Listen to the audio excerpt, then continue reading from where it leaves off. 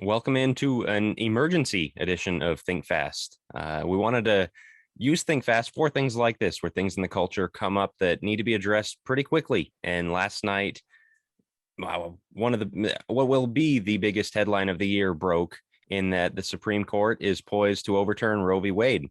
That is not official yet. It is from the initial kind of straw poll they took. There's a 5-4 majority for overturning Roe. Justice Alito wrote the opinion on why it should be, said that this was just an egregious, an egregious miscarriage of justice. The ruling never should have stood, essentially. He said it was egregiously wrong from the start, was the Yes, exact quote. Thank you. Egregiously. And so 50 years almost into Roe, we finally have a ruling on this. Now, again, it's not official. The official vote still has to come down. And so this document leaked of the vote and the opinion that he offered, which is an unprecedented thing.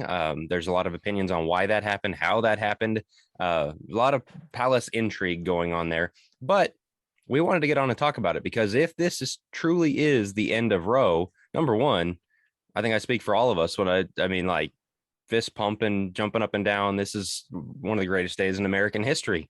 Like, put it on the calendar as a national holiday.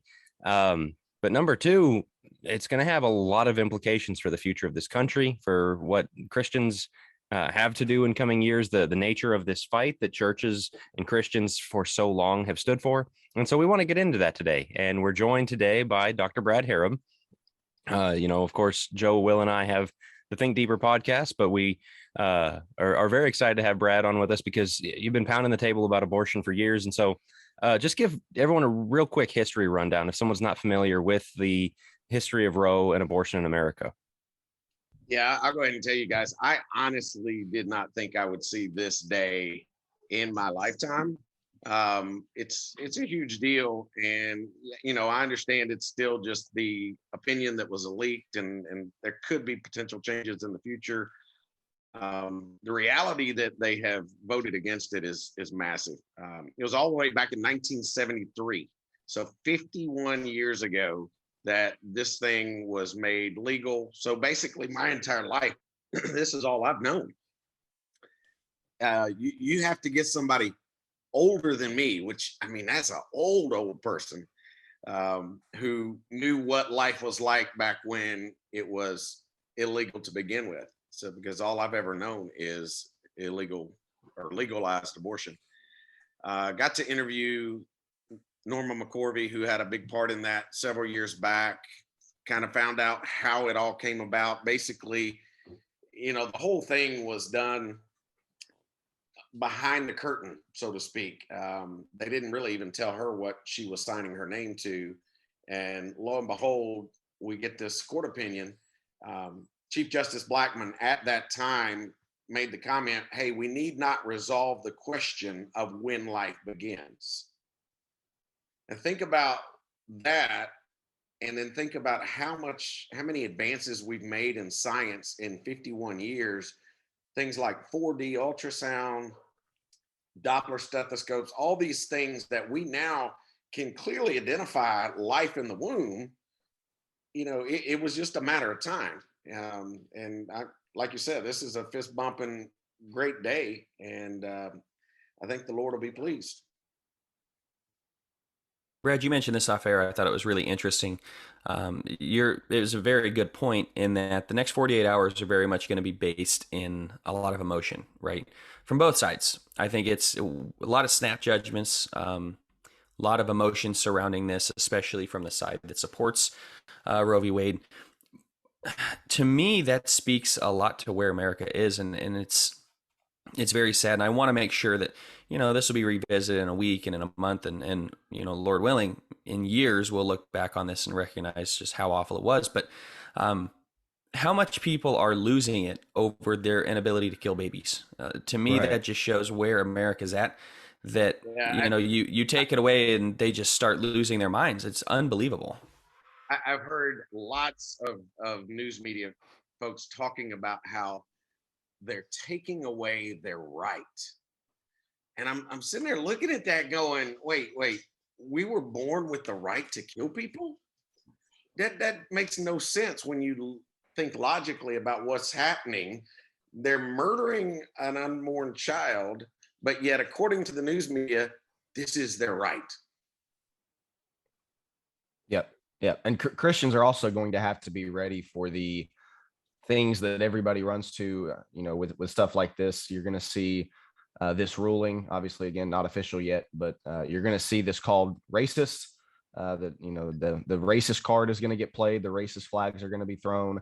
We have to be ready for that. Obviously, the sexist cards are going to be played as well.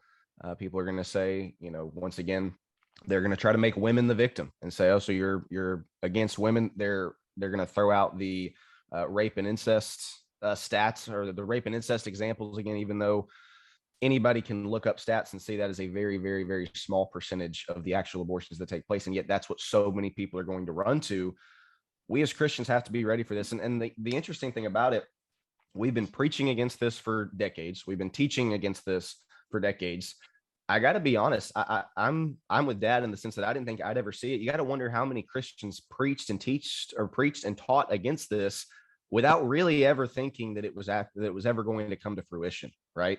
And now they're sitting. A lot of people are probably going to be reacting and maybe not quite as sure what to do, where to move or how to move forward with this, because it is so groundbreaking. But that is something that we are going to have to be prepared for. Again, even though we've been teaching and preaching against it for years, a lot of people didn't think they were going to see it in their lifetime. A lot of people didn't think that it would ever happen. And so we are going to have to be ready for, again, people jumping on and calling it racist, people, making women the victim and calling it sexist. But that's something that obviously, again, we are incredibly excited. Again, not official, but this is something that when the news broke, when we saw it last night, it was amazing to read. Even if that was true, that this is a racist decision, this is a sexist decision, I am not justifying those in the least. I think that is a garbage argument. But even if that was true, does that justify killing babies? I'm sorry, but murder's kind of, that's pretty high up there. And no matter what it's rooted in, quote unquote, which to me those things are garbage, but no matter what it's rooted in, it does not justify an egregious, the worst, potentially, if you want to say the worst sin of killing somebody. Like that's a pretty big deal. You can get dragged into all the arguments, the semantics of abortion and what do we do, for the women. And we'll get to some of the question here in a minute on that. But when you really keep it at its center, that what it is, and man, you see those abortion operations, there's websites that do a good job of showing this is what actually happens, of the baby being chopped up, of a baby being murdered.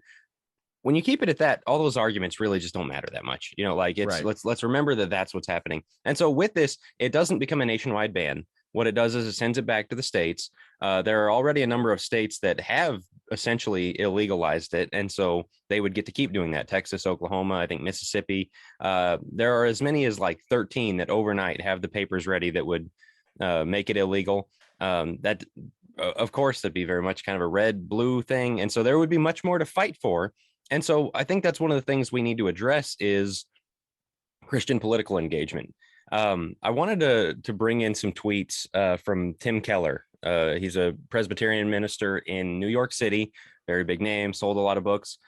He said some good things over his career, but he has been so insistent on one view of politics, third wayism. There's a right and there's a left, and Christians just don't have any part in any of that. And we have to abstain, and we're kind of above it all. And so he had a tweet thread last week about abortion and about political involvement with abortion. So I'm going to share my screen real quick here on what he had to say. And so let me get this correct here.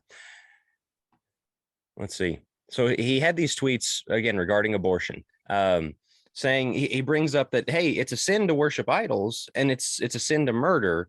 But we don't make a law against worshiping idols. So, who's to say that we should make a law against abortion? He says in this second tweet here, we allow that terrible sin to be legal. But if you ask them if Americans should be forbidden by law to abort a baby, they'd say yes. Now, why make the first sin legal and never talk about it, and the second sin illegal and a main moral political talking point? At the very least, it shows a lack of knowing how to apply the Bible to politics. So he brings in the 10 commandments and all that. But this is what he's really getting at, is these last two tweets I wanted to read.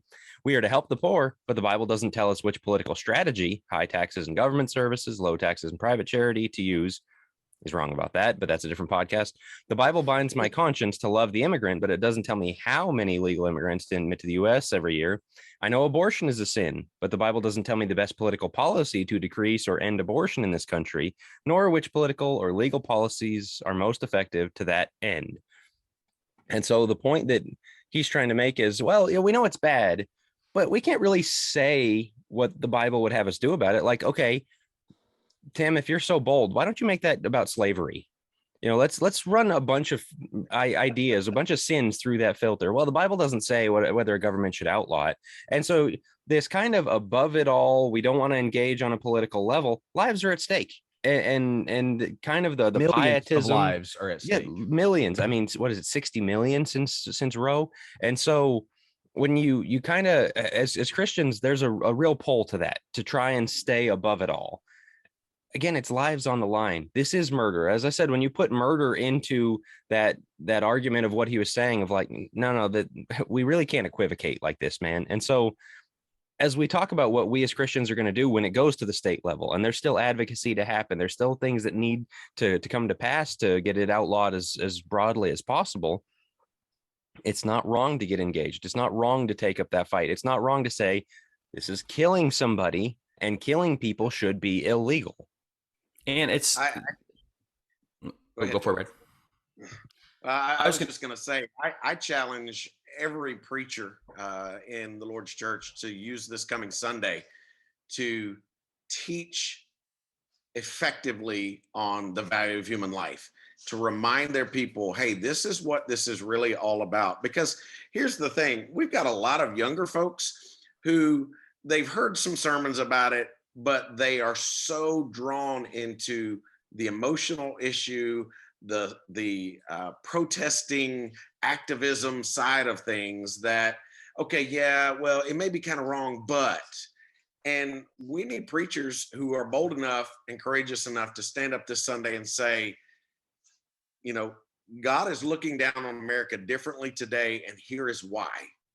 Here's what Scripture says, and we have to cut through all the emotion and get back to his word.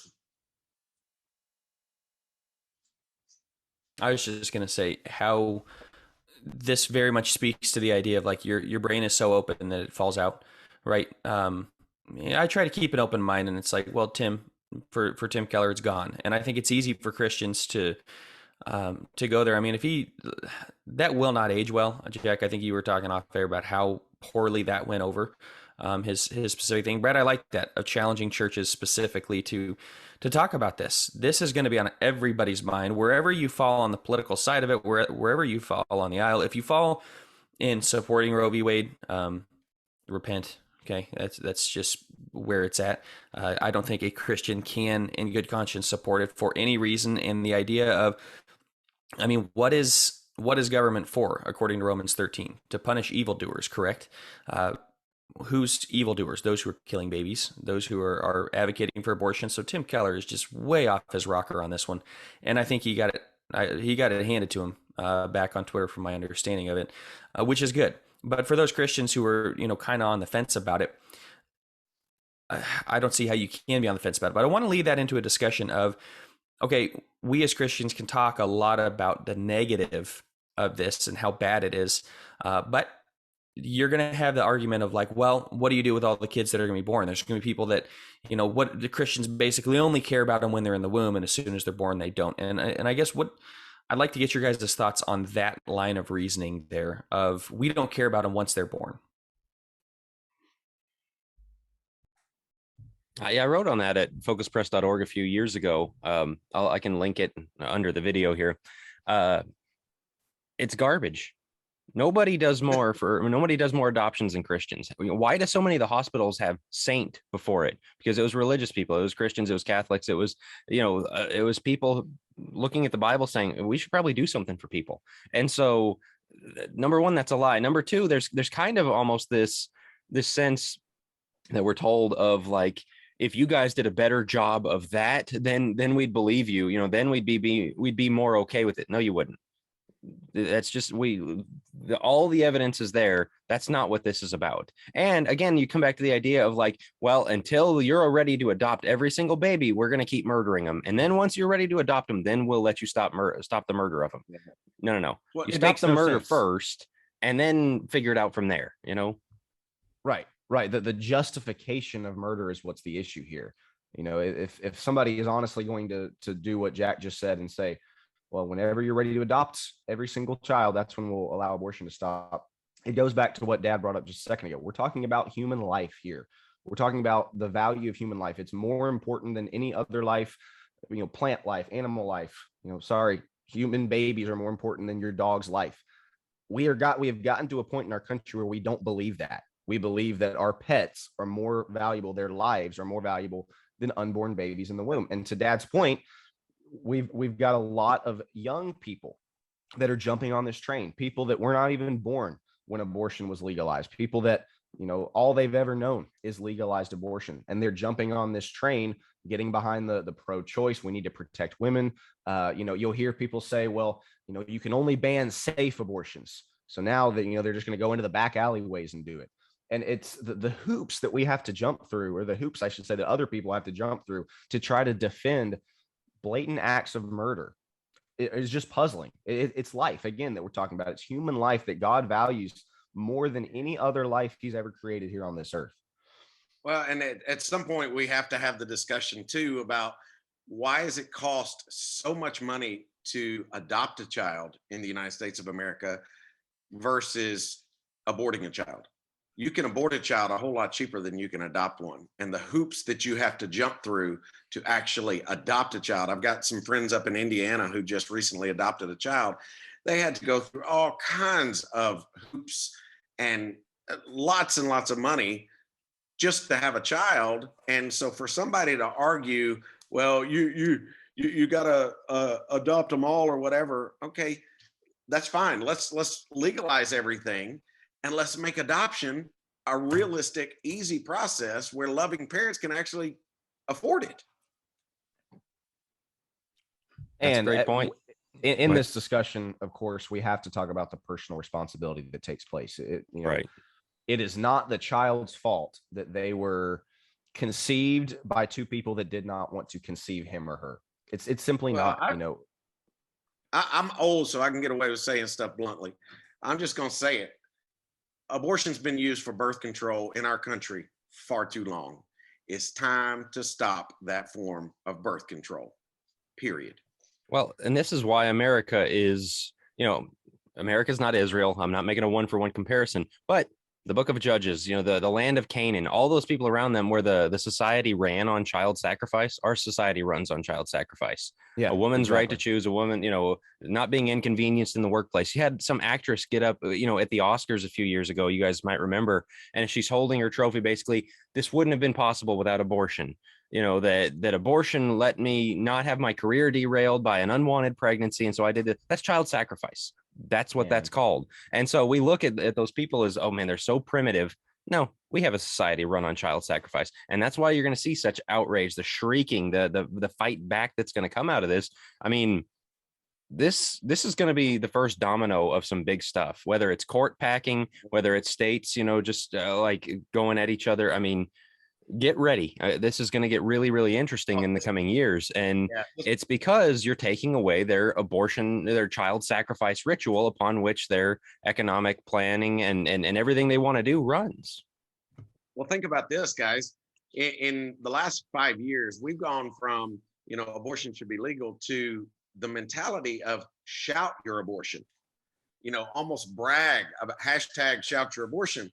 So it's like, not just, hey, we want this, we want to put it in your face. We want to be bold and loud about it. So now if we take that away, yeah, Jack, I'm with you. I think this is leading to things like court packing, massive changes in laws, whether that be through just presidential, basically him taking a pen, or through House and Senate trying to rush as much through as they can to change the culture and the dynamic of our country. It's going to be a crazy summer, period.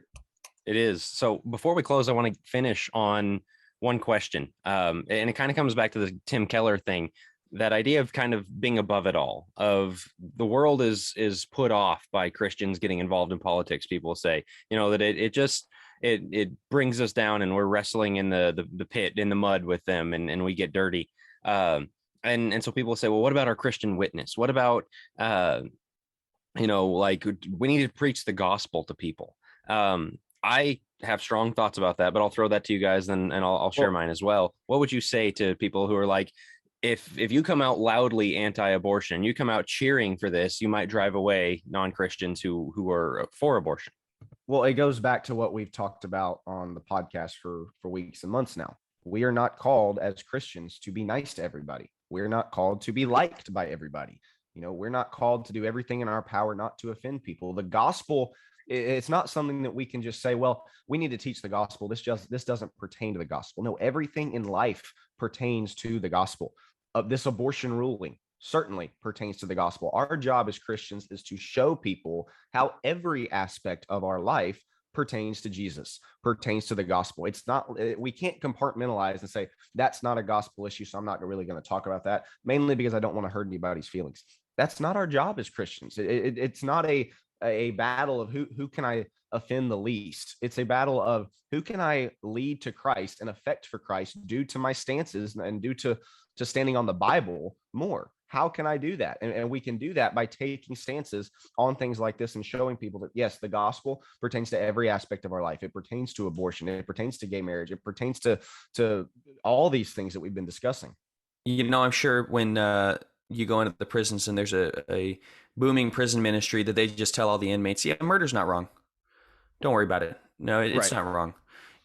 Do this to anything else in life. And it's like, you're really going to try to win people over by basically telling them, yeah, the sin that you're doing or the sin that you believe in is not really sin. That's absolutely wrong. We would never do it in any other area. Well, but because not we don't even want just to hurt. saying that, just hiding it, like kind of hiding something behind your back. Like, right. I'm not going to talk about that thing because you're going to get really mad if I do. And it's kind of an unspoken thing. Like, they might know that you're anti-abortion, but we're just not going to talk about it. Like, it's kind of dishonest, actually. We have to get to the point of recognizing who's a true seeker and who's not. And I realize we're not Jesus, but that's very much Jesus's approach of like, if you want to know, you want to know. And if you don't, you don't. And we are so desperate to cater to people like this that are pushing the murder of babies. It's like, yes, they need Christ's blood just as much as I do. They are, and he offers them forgiveness just as much as he offers it to me. But the question is, do they want it? And the way we're going to get it to them is not by, doing something backdoor or by hiding our beliefs. And then at the last second be like, oh yeah, the thing that we haven't been talking about for a long time, as you get closer to Christ. Yeah, that's kind of a sin. That we don't really believe that. Really? You didn't come out with this at the beginning? You've been hiding this from me? I mean, the approach there, I think, in terms of evangelism, of hiding our beliefs so as to bring people to Christ, is flawed from the very get-go, because at some point you'll have to tell them the beliefs, and that just won't go well. That's horrible thinking, in my opinion, to hide behind or to hide what we believe. We've got to present the gospel in such a way that people fall in love with Jesus and what he did for them. And you cannot have somebody fall in love with Jesus and truly repent unless there's godly sorrow. And I think that's part of the issue today, is there's so many people that think, oh, we can love them to the cross and love them to the baptistry. At some point, there has to be a brokenness and a revealing, hey, this is real sin, and you've got a sin problem, and the only solution is Jesus. And whether that sin is greed or worldliness or abortion or homosexuality, whatever the problem is, you've got to have Jesus and his blood. And I think, what our culture is doing today is we're saying, yeah, we want to get them to the cross and get them to the baptistry, but we don't really want them to feel that godly sorrow and repent. Well, folks, without repentance, it's not real. We've converted them to a social club and not to Jesus Christ. Absolutely. You guys hit all the points I was going to make. The gospel is liberation from sin and death. And if we're letting people keep their pet sin, their favorite sin, the one they're going to get most offended about, we're not liberating them. And so it's okay to talk about these things. It's okay to say that right is right, true is true, good is good. I want to So say this before we wrap up, Jack, before I kick it to you to wrap up. There are people that are hurting. There are people that have been majorly affected by this. There are women that absolutely regret it. And there's grace to be found in Christ. I think that's really important to kind of bring your point back around, Brad. There's a lot of people that have been negatively affected by this. And we're speaking more to the militant, those who are very much pushing it. I understand that this is a very difficult and touchy subject for a lot of people. There's grace to be found in Christ for those who have made the mistake of abortion. So I want that to be out there. And the second thing that I was going to say is that while Joe is thinking his second point, let me just throw this out there. Over the next few days, I really strongly urge Christians, turn off the talking heads, turn off the politicians who are giving you raw emotion, and get back to the Bible. Read what God's word, his inspired word, actually says in the book of Isaiah, the book of Psalm, the book of Jeremiah, where he's identifying life before birth. And keep that close to your heart as all this rhetoric is going on around you. I got it. That's exactly what I was going to say is if you're on the fence about this and you say, well, how do we know? Research of life begins at conception. I remember, Brad, in class, at Bear Valley, when you were teaching, you had us watch an abortion. I actually left because it was so disturbing. If you're on the fence about this and you say, well, is it really? I would encourage you, as bad as that is, go watch an abortion. I'm sure they have videos on YouTube that will show it. It is horrifying. So if you're kind of on the fence going, is it really that bad or whatever else, I would encourage you, research the life begins at conception, look into the scriptures, Jeremiah, Isaiah, the Psalms, right? But also watch an abortion and just see what happens. I think a lot of people can kind of bury their head in the sand, so to speak. It's horrifying. So yes, that's my second point that I couldn't remember. Anyway, Jack, I'll turn it back to you. all right, I think we lost Brad connection wise, but that's okay. We're ready to wrap anyway. Be in prayer. This is not official yet. This is not over. This is not set in stone. And so be in prayer for this. Comments, questions, thoughts, leave it in the comments below. And we will talk to you guys next week on Think Fast.